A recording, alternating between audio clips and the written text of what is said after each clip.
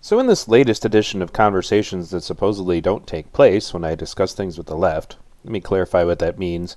I'm frequently told nobody says that, but anyway, in the group Capitalists Attacking Socialism by Describing Capitalism Again, somebody said, they need to look up the 19th Amendment. Edit. I don't agree with the Constitution in any way. In fact, I despise it, but I think it's funny to use people's arguments against themselves.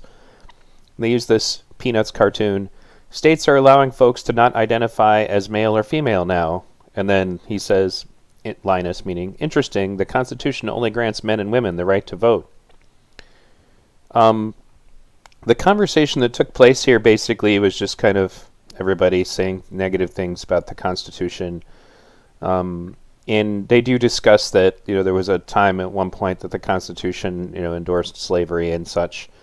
So I start this conversation because I have a feeling I know where this would head. If people like this were allowed to decide what was in the Constitution, I said, so, how do people propose to rewrite the Constitution?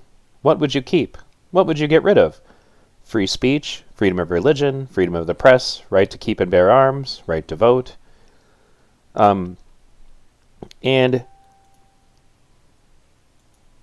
this person says, I'm not an American, but does an amendment literally mean changes to the Constitution? And Johan here says, no one would get rid of those things. In fact, those things are better protected in other systems. But for starters, I would make damn sure to get rid of the Senate. And then Steve Mertz says, we don't need to change the Constitution. We just need to open the asylums back up and put the Trump supporters where they belong. So I said, I didn't say I am against it. I worked for Senator Mike Gravel, who wanted a direct democracy amendment, so we can have federal referendums. Honestly curious what people think in general. And then Steve Mertz said, no, we do not. That's in reply to him saying they just need to round up the Trump supporters and incarcerate them. Burn that slavers document. Anyway, so I said, in some circles I have heard it suggested free speech should be conditional to people being offended, and the term hate speech keeps becoming more vague and more selectively used.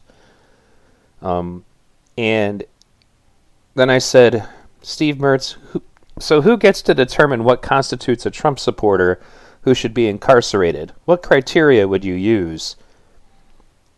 And Johan said, yeah, the term hate speech is too ambiguous. I think mostly what needs to be done is how much power it gives the people. There needs to be a system matches up with today's hyper-democracies. And then Steve Mertz, in identifying who he thinks should be incarcerated for being a Trump supporter, says, people who can't accept reality, people who think Trump won the election, people who thought COVID was a hoax, people who think 2 times 12 equals 20, like every Trump supporter I know. And then Steve Calandra rightly points out, you're supporting political imprisonment. And then this individual, whose name I don't think I'm going to be able to pronounce, says, so, what's wrong with locking up fascists? And then Steve says, I don't know how to explain to you that merely being a Trump supporter does not make one a fascist. It certainly makes you an idiot, but a fascist? That's a bit far for your average citizen. So I said, what's wrong with it is people are calling even moderate Republicans fascists now. You cannot support welfare and health care without being a fascist. I would not agree with you, but it does not make them a fascist. And then Steve says, exactly, you can't just say, LOL, they support Trump, lock them up. That's just shit-libbin'. And then I point out, the language of what is fascist and white supremacist gets wider and more vague every day. It really is starting to sound like an inquisition going on. Witch hunts. And Johan, once again being reasonable, says, yeah, that's just not a good thing to do at all. Honestly, when you look at laws in other better-off democratic states, they get super specific with their terms and define things to a point where there isn't much room to misinterpret what the law is trying to say. So, I put on there, this is once again replying to Steve Mertz, the guy who thinks that we should just round up Trump supporters and incarcerate them. There are people who believe socialists are crazy as well. This is a rabbit hole I don't think you want to head down, as it leads to Nazis persecuting communists leading up to World War II. Stephen Calandra, once again being semi-reasonable, says, "Listen, comrade, you open up political imprisonment against Trumpers, then the next Republican administration will just use those same prisons against you. And then the next Democratic administration will use them against their opposition. This is opening a can of worms. We already have had enough problems with a constant juggle of the two main parties. You want to add more to it?" And then I said, "Yeah, people have been opening a lot of those recently." And I used my meme here of Nazis burning books. It's important to note that one of the things that Nazis censored, ironically, was communist leftist thinking. And then Steve Mertz says there's a difference between thinking socialists are crazy and QAnon is real. So I said yes, and the best way of going about fixing that is public discourse. So Andy Glass, one of the main reasons I decided to make this video, says a private company deciding to stop publishing racist imagery is not censorship or book burning. You might remember from my About That Censorship Thing video, this particular argument. And anyway, I said, so do you feel the government should engage in censoring racist imagery? And then rather than directly answer my question, she says, why should we allow people to spread violent imagery? And racist imagery is violent. And I said, so please answer the question. Should the government do it? Yes. Now answer mine. Like I kept saying over the course of this conversation about this issue of censorship, the reality is that censorship is not just an action or a thought. It's like a mentality. The idea that it's acceptable to you to just simply censor people you don't agree with, it tends to infect you, and people don't know when to stop. Human beings, especially if they start to engage and basically have some kind of success from it, feel that it's working, so then they just keep doing it. And what gets defined as objectionable material just keeps getting broader and broader as time goes on. So anyway, I said to her, thank you for being honest. So how do we go about that? Appoint a committee for singling out objectionable material to be censored? Racism seems to be thrown out there a lot, and what will get someone called a racist now seems to often even just be daring to have this conversation. Why stop at racism? Gotta get rid of transphobes as well.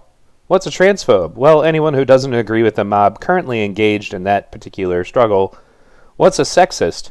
Etc., etc., etc.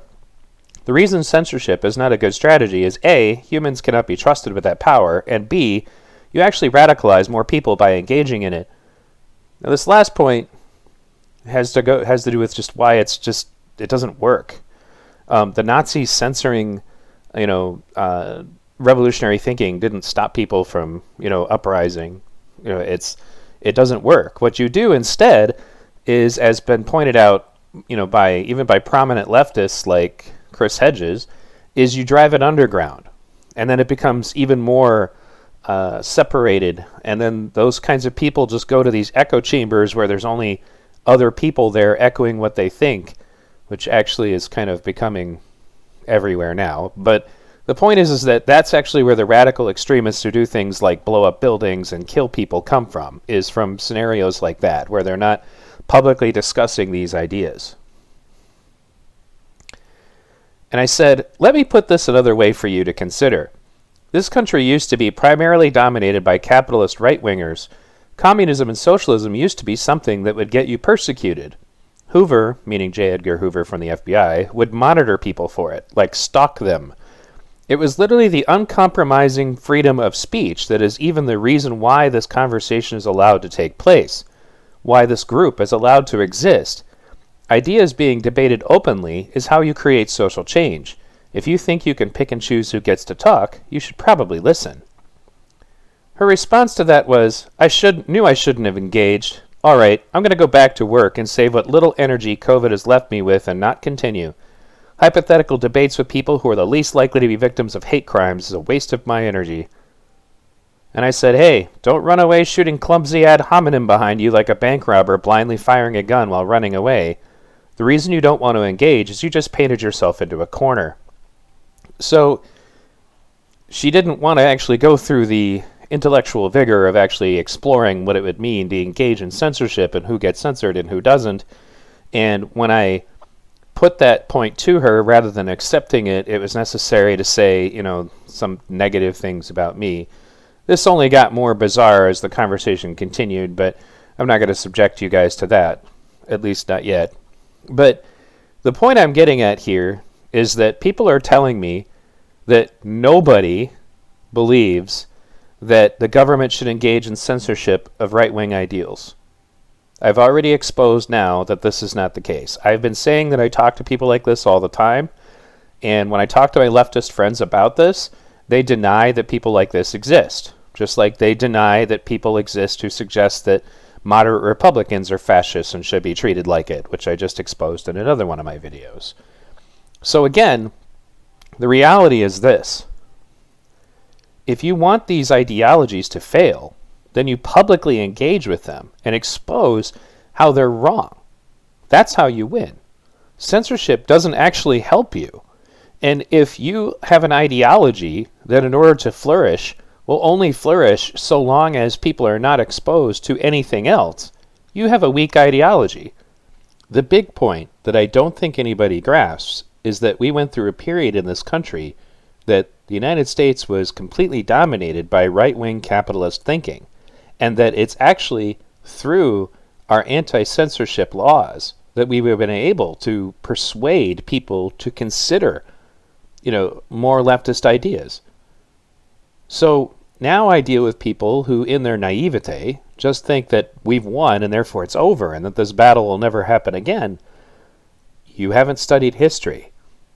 And ironically, I'm being told that it's the history of fascism and fascist uprisings that's the reason why I should agree with censorship in the first place.